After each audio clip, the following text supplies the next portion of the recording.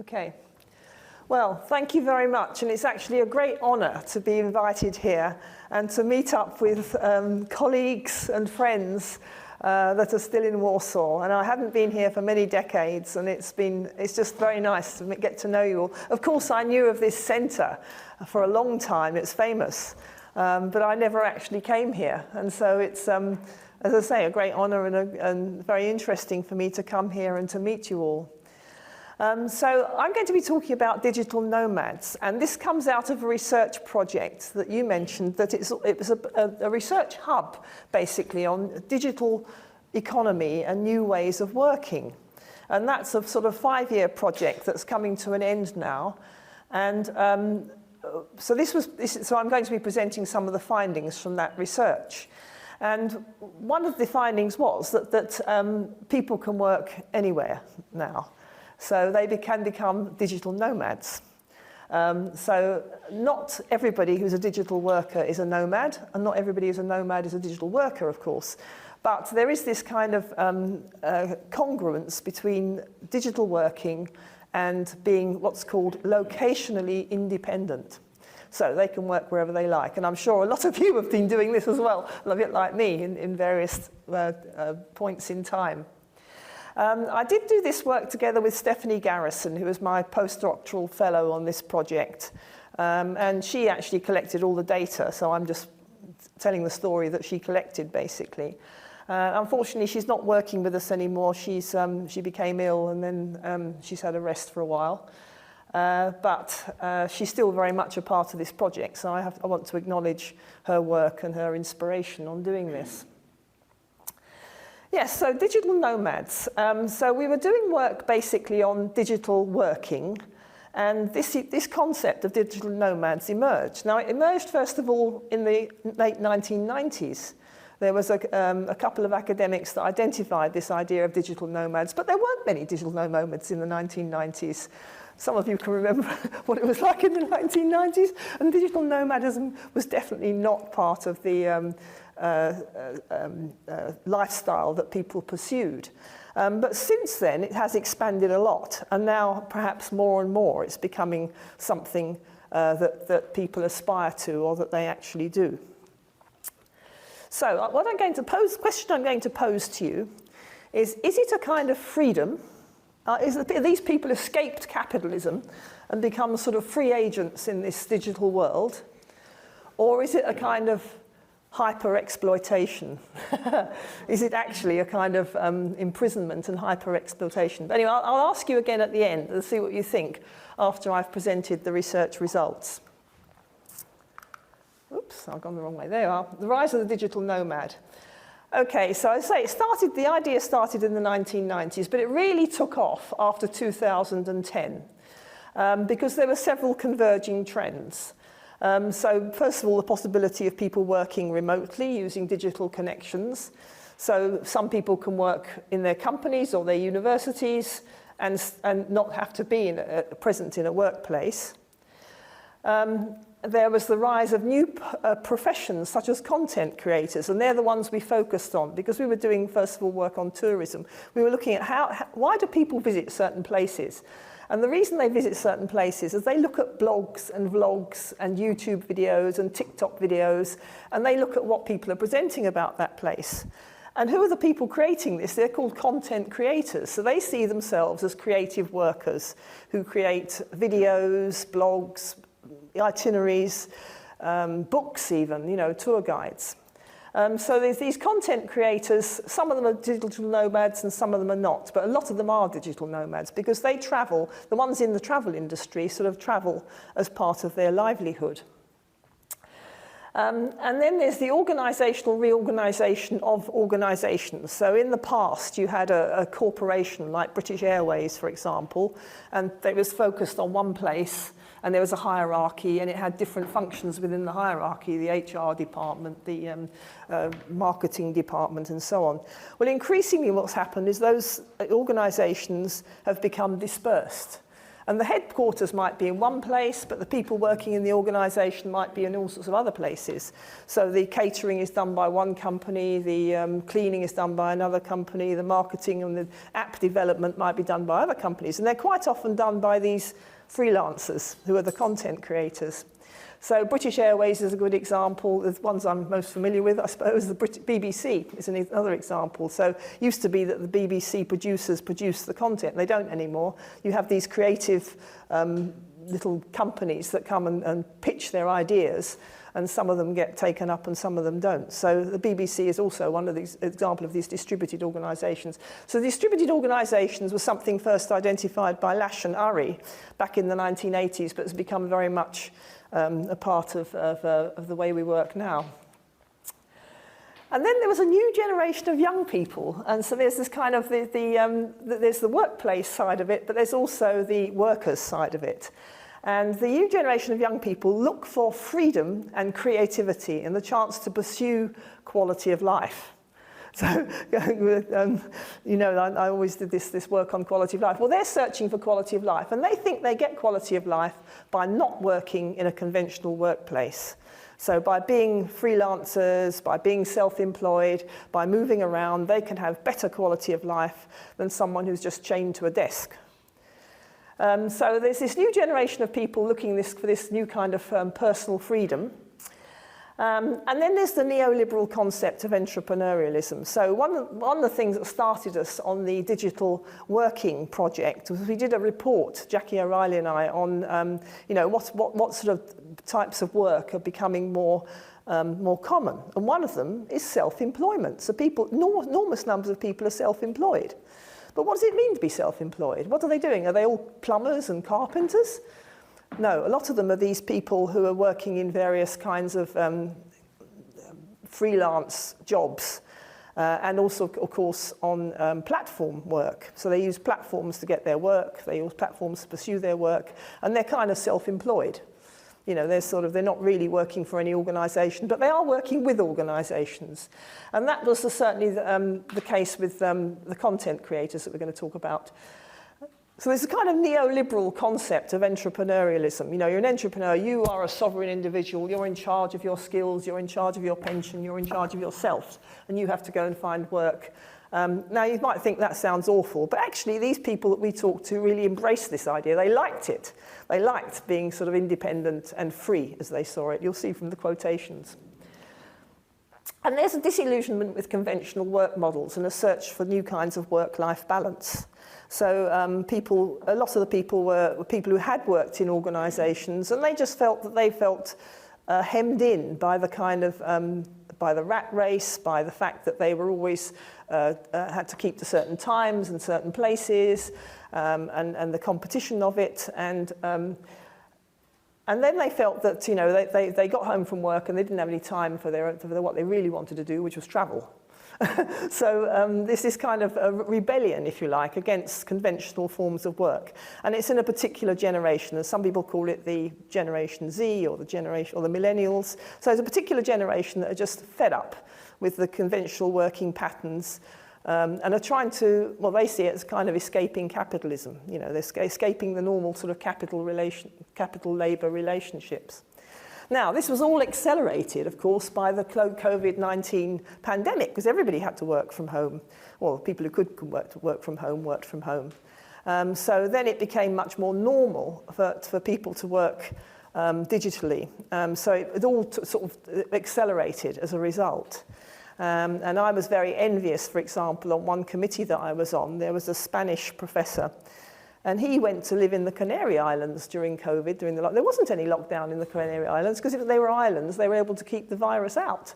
So they just had normal lives. So he went to cafes, he went to restaurants, and I was so envious. But anyway, lots of people found themselves in that situation. I don't know, in Britain, it was certainly the case that people went to live in their holiday homes, or they went to live in Airbnbs somewhere on some island, or in sort of, you know, if you're going to be at home all the time, it might as well be somewhere beautiful.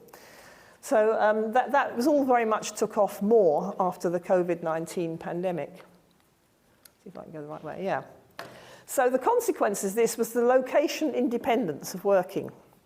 locational independence, which is the kind of definition of a digital nomad to some extent. Yeah, you're going to ask me what is the definition of a digital nomad. It's not very clear, actually, as I'll show you with the examples.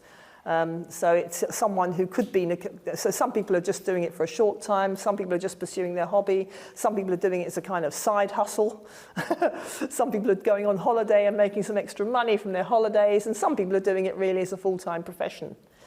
But certain destinations around the globe started to become popular with these digital nomads. And you can find Facebook pages and things giving you advice on where to go.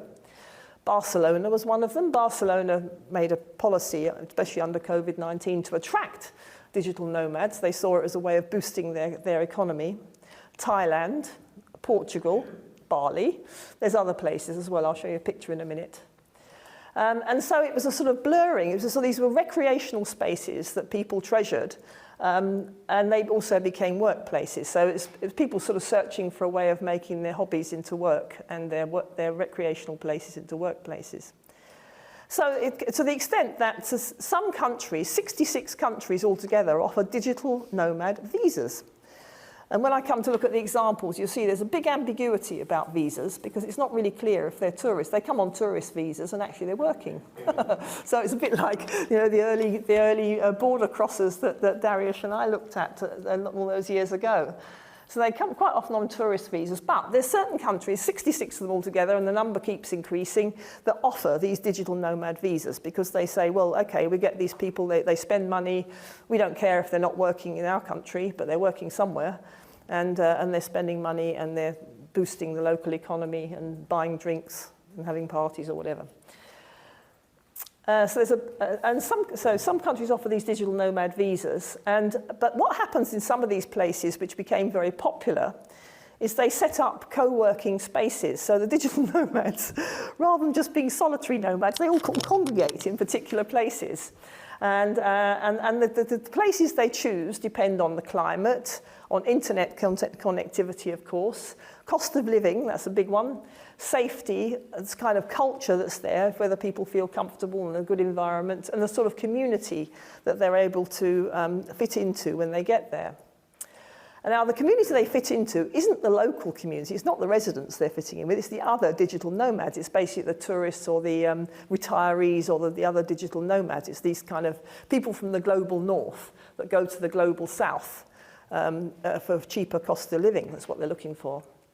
So they create, they create online networks with information and skill sharing. How do they know where to go? Well, because they find out through these online networks. These online networks are very important, as I'll come to later on, in how people manage their lives and manage their work.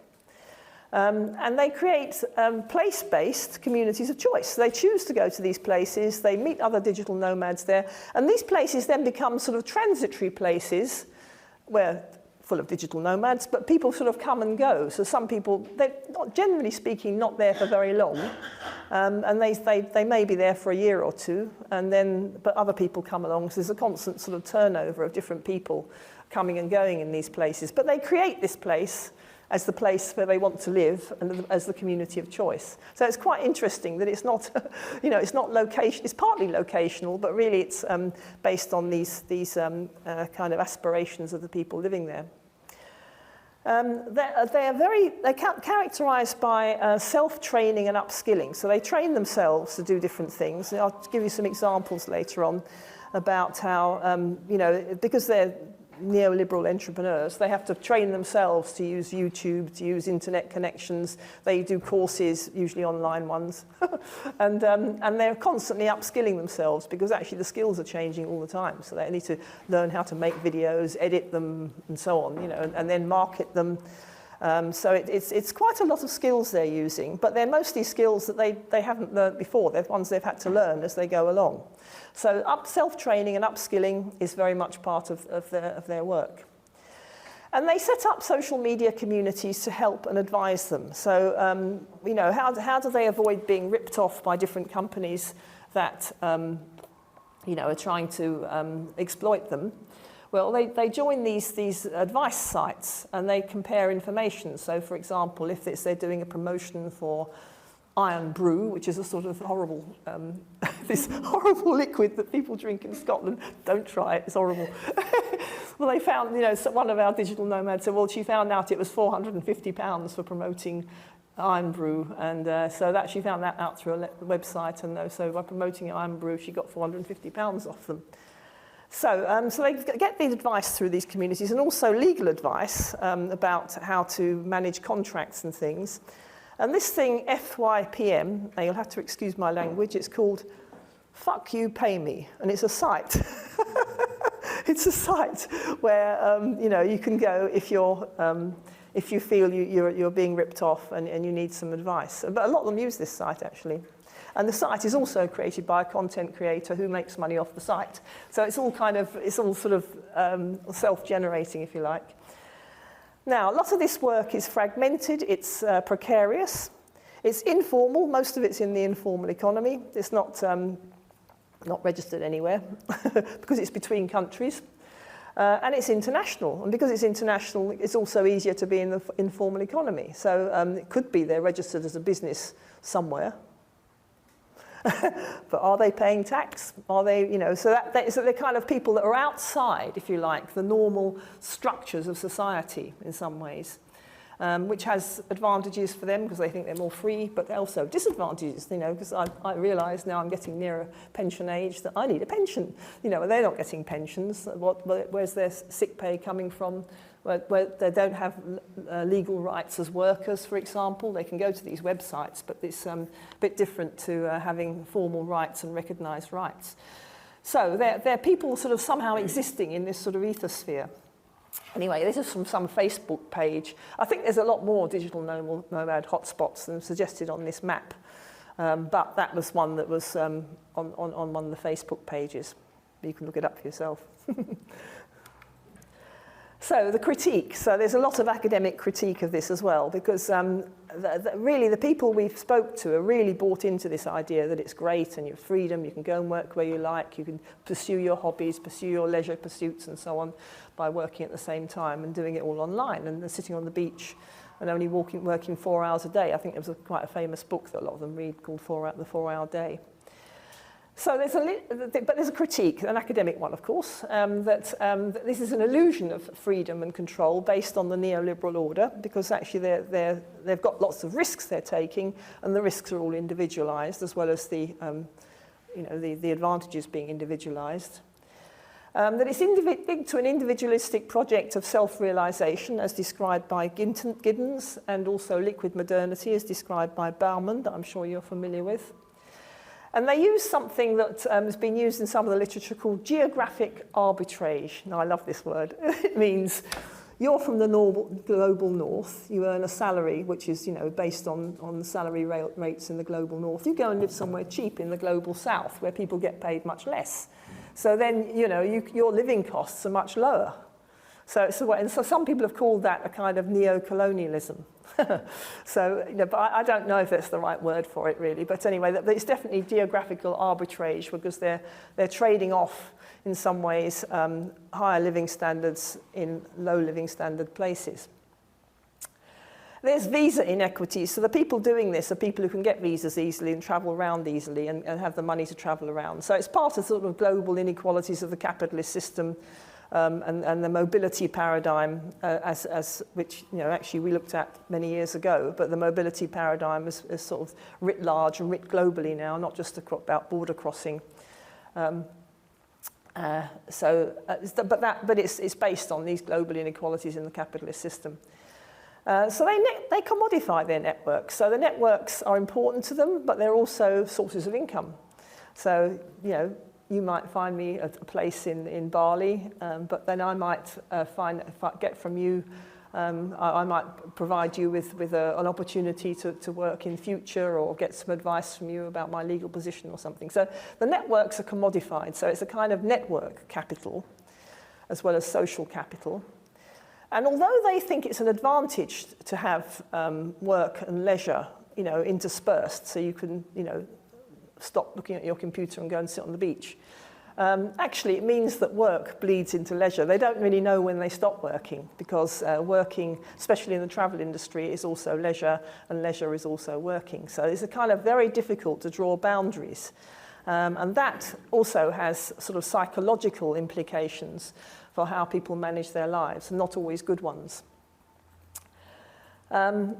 And there's a blurring of profit and affect. So you might be my friend, but on the other hand, you're my competitor, and I meet you in the digital co-working space in Bali, but you tell me about this and I tell you, it's a kind of, are you my friend or are you my competitor, or are you, someone I exploit or you exploit me? So that's kind of ambiguous as well. And the blurring of gifts and paid work. So I'll come across this later. So people get, this is gifting economy. I hadn't heard about this before, but it happens a lot in the travel industry, and I think it happens elsewhere as well, if you think about it. So they might get a free stay in a hotel in Thailand for 5 days, but they have to get themselves to Thailand, and they have to do the video, and then the question is, who owns that video? Who actually, and how do they get paid for that video? Is the video then the trade-off for staying in the hotel? The gifting is the hotel. And they quite often get gifted luggage, and you'll see a lot of content creators getting gifted makeup or dog food or whatever, whatever they call it. Because you get the content creators do stories about their dogs. They're the ones I read most of the time. So, you have people talking about their dogs or something, and they get gifted dog food and say, by the way, there's this dog food, and then it's always a bit ambiguous for them whether they declare that. So not for the taxis, because they don't, of course, declare it for the taxis, but they might declare it on their media streams. So they say, by the way, I've got this great bit of dog food, or I've got this great piece of luggage. Now, do they say, actually, I was given this piece of luggage in order to promote it? And there's kind of an ethical ambiguity there about whether they declare that, because in fact they're getting quite a lot of things from manufacturers or from tourist agencies, and they don't always declare it, so they don't always know when you're reading their blog that actually that was something that was is promoted rather than being something they just found themselves. And they create these foreigner enclaves. So especially in developing countries, you tend to get these foreigner enclaves where the digital nomads, along with the spiritual seekers, and they're all people from the global north. And the countries they come from, they sort of congregate together. So they form these little enclaves. So their countries they come from are America, Europe, Australasia, it's Australia and New Zealand, and South Korea. So they're all sort of fairly wealthy countries. Now, if it's in Europe, if they go to Lisbon, for example, they find they're much more integrated into the community because they're much more people like them using these co-working spaces and things. Whereas if they're in Thailand, that's clearly not the case. They're very much foreigners. So interesting, there's this kind of transitory community. I mean, it's an interesting way to look at migration, isn't it? I'm interested to see your comments on this. So we looked at content creators in the travel industry. So content creation could include videos, blogs, travel guides, itineraries. And these are self-employed knowledge workers that are somehow orbital to the travel industry. You'll see from the quotes that I'll come to in a minute that they feel they don't work for anyone. They were independent, and they're able to give independent advice. So if you follow one of these travel bloggers or vloggers or itineraries or whatever, you're supposed to get independent advice. So they're telling you, which hotels to go to, which restaurants to go to, and you watch this or follow them because that's what you want to know. And they're increasingly niche. So, and that relates to what's called the demediatization of the tourism industry, because it used to be, you remember the days, you went into a travel agent, and the travel agent got a tour operator, and they booked the whole holiday for you. Well, increasingly people don't do that. In fact, the tour operators have gone bankrupt, and a lot of the travel agents have, as you know. So what happens is you go online, and you look for advice, and you book your own accommodation, maybe through Booking.com, through one of these platforms, or Airbnb. You look at the information on TripAdvisor, and the whole tourism industry has become much more diversified. When John Urry was writing about it, I don't know if you're familiar with his work, he was saying, well, okay, there was this mass tourism, and there was the romantic gaze and the mass gaze, and there was the middle-class tourism and working-class tourism. It's just not like that anymore. It's much, much more diversified. So a lot of these travel content creators do holidays, for example, for lesbians or vegans vegans in California or whatever, you know. So there's this kind of very niche kind of market they're going for. And they have, so through their content creation, they have these followers. And so when they're getting a contract from the travel industry, perhaps from a hotel or from, I think increasingly they work for national tourist agencies. So Visit Scotland, for example, is a national tourist agency. They'll hire these people. And we first became alerted to this because Stephanie was doing a PhD about Outlander. Now, have any come across Outlander? Yeah, Outlander is a kind of TV series which goes on and on and on. I think there's just another series of it now, isn't there? And it was basically set originally in Scotland, but it kind of went into America afterwards. And it has a whole sort of load of fans. I mean, they've got lots of basically middle-aged ladies that like to watch this Outlander. And there's a series of books, and then it became a TV series. And Visit Scotland realised that actually it was one of the main reasons at one point that people visited Scotland, because they'd seen either Outlander or Harry Potter. And so they hired these vlogger content creator people to do sort of special topics, so special kind of broadcasts on Outlander, and where you could go and see the Outlander sites where it was filmed, you know, and so on. And so that's how we first became aware of this kind of whole area of work. So they work. So some of them will work with the tourist agency. They just got a contract from the main tourist agency, but they're not working for the tourist agency. They're getting a contract. It's a sort of subcontract. Or they might work for a hotel, for example, that was used in the Outlander series, or for a particular site where they wanted to popularise what they're doing. Of course, Harry Potter's a whole nother. I've got a PhD student who's looking at Harry Potter and tourism, which is an enormous kind of reason why people visit Scotland. I think it's funny, but anyway, but people, basically what happens is people see something on the screen, or they read a book and they want to go there, you know, and so that's a kind of major motivation for why people travel. But then they're encouraged by these kind of content creators who then create an itinerary for you, or you know, have sort of pictures on Instagram and films and so on to tell you more about it. Yeah, so social media is very important in managing all this. And of course, people are quite often commodifying their own personal story. They're selling themselves. So they're selling them, here I am, I'm wearing the Outlander costume. They do, they really wear Outlander. No, I'm wearing the Outlander costume. I'm touching these standing stones where Claire, she's called, isn't she? Claire, she's called, ironically, yeah. She goes back in time. You can touch the stones. There you are. Yeah. Okay. So they can modify their personal story. So in a way, they're part of what they're selling, they're advertising, which is, I think, also causes psychological strains. You know, that's this. So there's various ways in which this causes. You know, at least when you go to work and then come home, you haven't got to think about it anymore. But they're always at work. You know, they're always sort of selling themselves and promoting themselves. Okay, so some people think this is the greatest thing since sliced bread. This is an expression in English. It means it's the greatest thing ever. This is a huge area that's growing. So Richard Florida, that you might have come across writing about the creative class, for example, and then the gentrification of cities. He argues that this is the biggest economy. This is millions of people doing this in America, let alone anywhere else. But around the world, this is a growing sort of field of economic activity. And I think the great claims are made for it, basically, but I think it's exaggerated. But that's partly because these people are not recorded anywhere most of the time. They're not, there's no trace of them apart from online, you know, so they're not in the tax system. They're not registered as employment as anything or anything. They're just self-employed and they're working somewhere in this ethosphere. And a lot of them are doing it part-time. So a lot of them start off as a hobby or doing it as a side hustle, you know, showing how you can do your hair or makeup or something. And then that becomes, or perhaps it just stays as a side hustle. So maybe that's just what it stays as. And so if you count all those sort of YouTube influencers and things, then there is actually a huge number of people, but most of them are not in full-time work.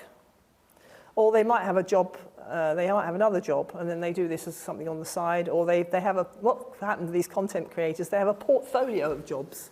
So they have several jobs. They're copywriters, they're I don't know, the travel guides, they're bloggers, they're vloggers, you know, and they write guidebooks, a whole series of things. But they might do other jobs completely unrelated to what their content creating is. So it's just a way of making money. So they have this sort of portfolio of activities, which again also can be quite stressful.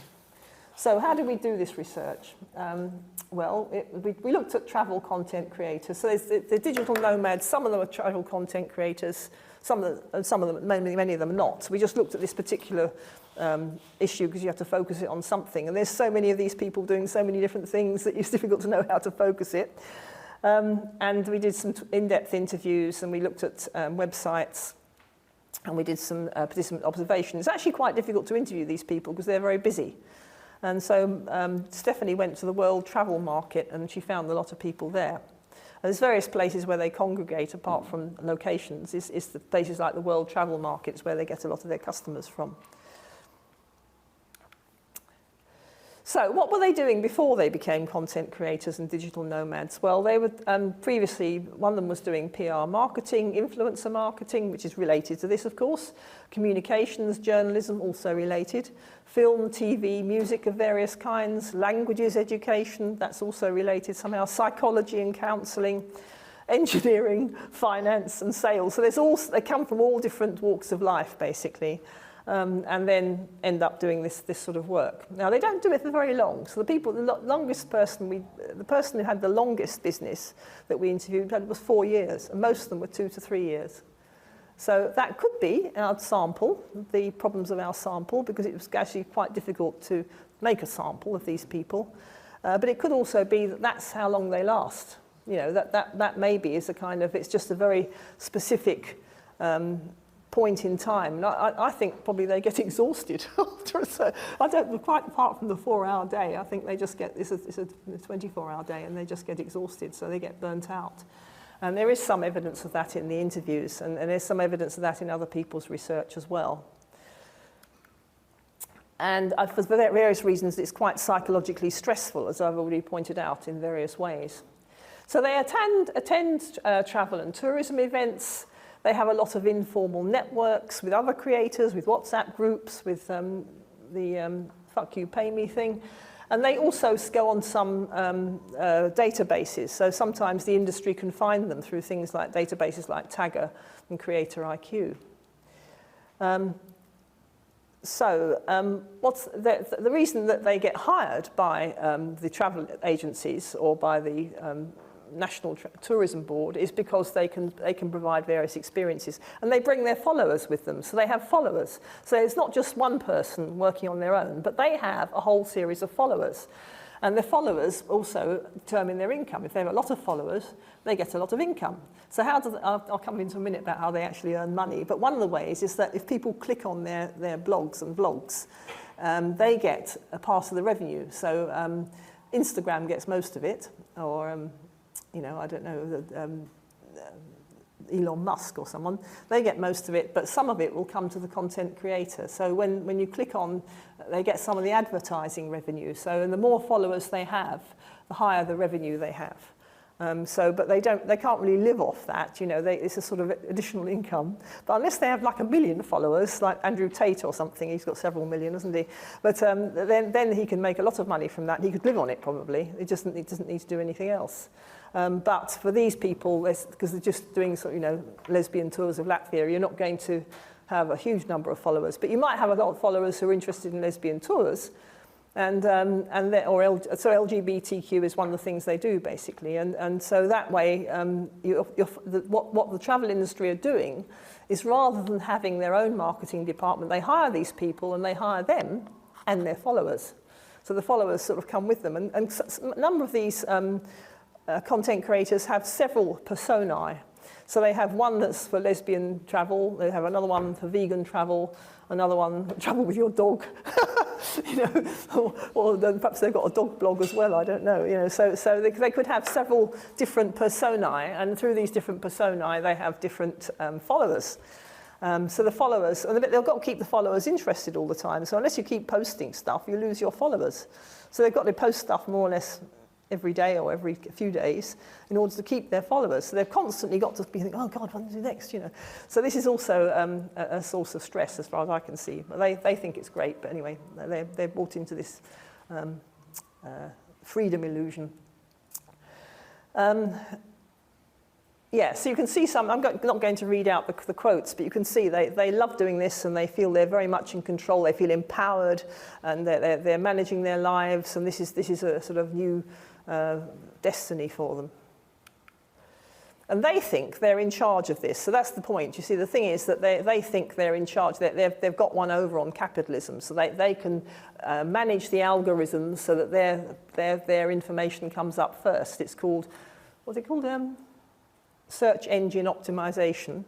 So they fiddle with the algorithms, but of course they don't control the algorithms. So the algorithms mean that most of the money goes to Elon Musk, so it doesn't matter if you don't buy Tesla, he's going to be rich anyway every time you click on something. Or Mark Zuckerberg or something, or Meta, or so there's these various kinds of techno billionaires that get most of the money. So they're getting a revenue, they're collecting your information and they're selling it on. So what happens to it, you don't really know, do you? And neither do the content creators. So they're getting a small part of that revenue, but it's only some of it. And basically they're creating more revenue for the massive followers of Trump. Anyway, enough of that, probably I'll get angry. It's a form of entrepreneurship when they do all these different types of work. I counted 20 different ways in which they earn money. So I can't remember what they all were now, but they get money as revenue from doing the content of the TikTok or YouTube. They get money from the books. They get money from tour itineraries. They do consultancy work. They know there's keynote speaking, all sorts of things they do. So they have a whole range of things that they do and ways in which they earn money, quite apart from the gifting that I talked about before, which is kind of not really sure if that's money or not. But gifting might be part of the deal that they've got with some hotel or with some tour agency. They have partnerships and sponsorship. But they always want to keep their independence, basically, because that's how they have their followers. Because if you knew that they were just working for Visit Scotland, or they were just working for some hotel or tour company, you wouldn't trust them so much. So the whole point is that it's an authentic kind of alternative, independent opinion that you're getting from these people. So they work with industries. We said they're sort of orbital. So they work with industries, but around these industries. And they think they're not controlled by the industries. They're controlling, basically, how they work. And that's what's important to them. So you can see from that quotation there that they're nearly all female. They're nearly all female. There's 3/4 of them are female. And they're between 22 and 38. And so there's obviously a particular population, and they're all graduates, a particular population segments that do this work. So you can see from the quotations there that they really believe in this freedom, and they think they've kind of found this niche between labour and capital. So they have a diversity of contracts, and they see themselves as being agents who are able to maintain and control the relationships with their different contractors. I was saying it's a bit difficult to say who the customers are exactly, because customers are sometimes the consumers and sometimes the contracting agencies, which can take various forms. And she says there, some clients will say, oh, Leah reports to me. She says, no, I don't. I don't report to you. I work with you. You're my client. I'm providing you a service. So they see themselves as in control of this. So this is very important in their sense of freedom and quality of life, actually. So I've got lots of quotations which I can skip through because, but you get the flavour of it, I think, that people think that if they've avoided doing this corporate culture, doing this 9-to-5 type of job, they're free, they can work where they like, they can live where they like, and this is a special sort of freedom which they have. But interesting enough, their businesses don't last all that long.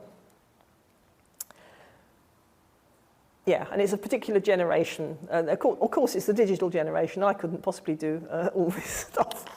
I don't think I've got the energy, but also I don't have the skills. You know, so they're a digital generation that have all those skills because they grew up with a digital economy, and they're able to very easily learn new skills within it. So the ecosystem means that they work with these companies. They can pivot between different kinds of aspects of the type of work they do for these companies, and between tourism and other travel-related type of work. And they protect each other through these watchdog groups that I mentioned earlier. Yeah, so I think I'll skip a lot of this because we're getting towards the end now. So anyway, you can see that they've bought this idea. They bought this idea that they are free, independent workers, not working for anyone, but being independent and being self-employed and freelance, and being creative. That's important, and doing the thing they love, which is traveling. And that's what they feel they've succeeded in doing.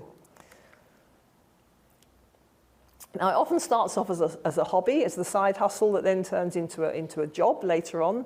They get a strong sense of fulfillment from it, and they like sharing their experiences. They like talking about what they're doing and posting that online. I'll skip through all of these. Okay, so the big question is then, is this a new form of work? Is this a new kind of freedom? Or is this just a neoliberal delusion? And I think it's quite interesting that we couldn't find anyone really who had a business longer than 3 years. We found one who had a business for 4 years.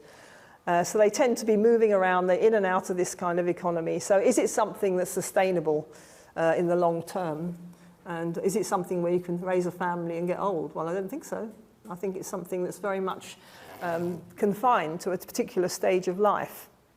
A particular population segment, for some reason it's women, it's 3/4 of them are women, and they're a particular age group, and they're graduates quite often from the creative industries and want to be in the creative industries and see it as a way of being creative, which they don't think they're able to do if they're working in more corporate jobs. It's fragmented and precarious work. As I said, they spend a lot of their time just negotiating contracts. And it's immensely complicated to see how you negotiate a contract. And they don't have any lawyers, because they're not in an organisation, so they've got to figure it all out for themselves. And then which bits of it are gifted, which bits are they getting paid for, which bits are they getting click-through revenue, and so on. So they spend a lot of time agonising over these contracts, and that takes up a lot of their time, basically. Is it a kind of deprofessionalisation? Because basically they're taking over jobs that were previously done by professionals in the tourism industry. And they're kind of, in a way, professionalising themselves, but they're perhaps deprofessionalising people who might have had more regular jobs in the past. Is it exploitation by the travel industry? They think they're exploiting the travel industry. Is the travel industry exploiting them? What's for sure is the big tech companies are exploiting them, because that's how they get their revenue. That's how, you know, Mark Zuckerberg and Elon Musk and whatever the one is owns Booking.com, I can't remember his name. But anyway, that's how they get their revenue. And they're getting most of it, and they're ones really controlling the algorithms. And in a way, these content creators are like small pawns in the big game of tech control. Is it time limited? Was it just by chance we could only find these people that were doing it for a short period of time? Or is that because that's how long you can last, basically, before you burn out or have to go and do something else? Of course, they're not inserted into welfare systems. Their visa status is very ambiguous. Quite often they go to places as tourists, but they're working. You know, if they're doing a travel blog or something, that's working. But where are they working exactly? Are they working in that place, or are they working somewhere else? Are they registered anywhere?